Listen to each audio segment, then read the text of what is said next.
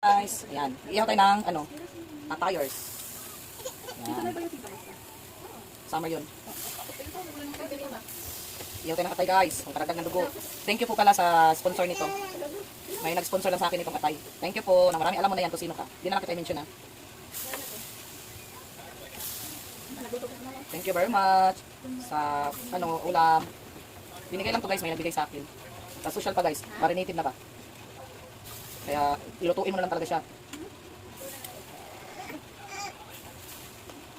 Yan. Salang natin ng isalang. Diba? Naka-ano na yun, naka-slice na. Ayan, magsiwa ka ng sibuyas. Maging sasawan nito. Dami pala. Masarap yung makrispy-crispy. Boy cry. Sibuyas ka? Tsaka siling green.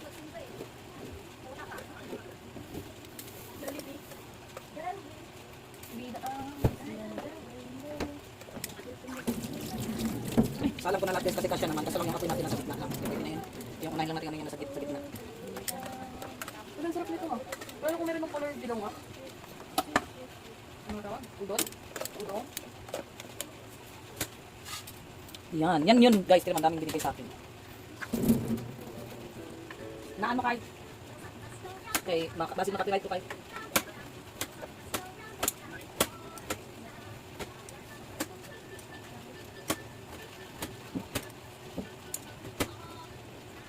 Ano to, lutong naglalaro ba?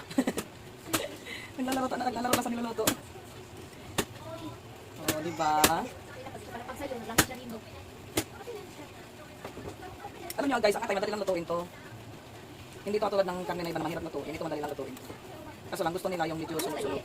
Kaya kailangan natin siyang iihaw na mabuti para maging buti-buti. May buti-buti. May buti-butihin ako dito guys. Gusto niyo guys, buti-butihin ko tong nandito. Nanggugulo guys. Ayos, hindi. Hindi. May mapapyasan talaga akong mamuso eh. Bagay pala sa... Hanap ko naman sakit mo. Alam nyo guys, meron ditong makulit eh. Ang sarap tuktukan. Ticho! Tingnan ito boy. Dapat nag-video ulit ka. Pwede lang ba? Okay, gano'n. Bilang kita babe. Uy, hatiin mo itong lalaki. Dapat maliliit lang. Oo nga, hatiin mo yun siya sa gitna ng lalaki. Hatiin mo siya guys, maliliit lang dapat yan. Chunggo, oo. Kasi huwag kayo makulit at hindi kayo sanay. Ang gulo nyo nga man, nagbablog ako. Nalapasan mo talaga ako pag Guys, ang kukulit nila guys. ay kurada niya, bisa naman din dito. Hindi ko pa nakusutan. Baka na talaga mo yun, no? Magusto ko toast. Yung parang yung sa chicken nung nakaraan. Lalim naman ito kutsara na ito.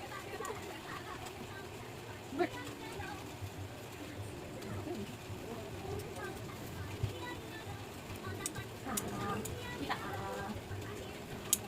Pasok ka dito, Ibert. Ay, tawag ka ma. Tawag lang pamasahe.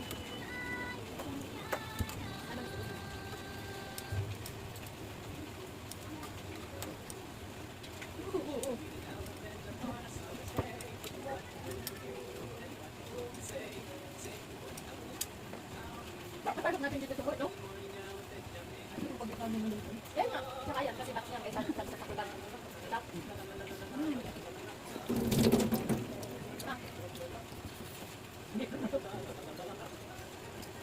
Yan daw. Tulo na maglapos.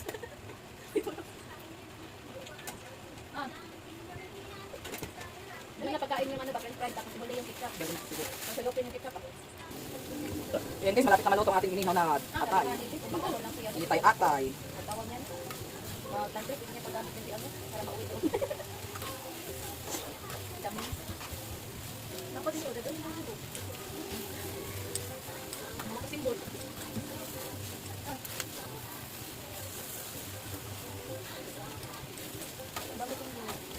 Parang ang putla sa video guys, pero makulay na to.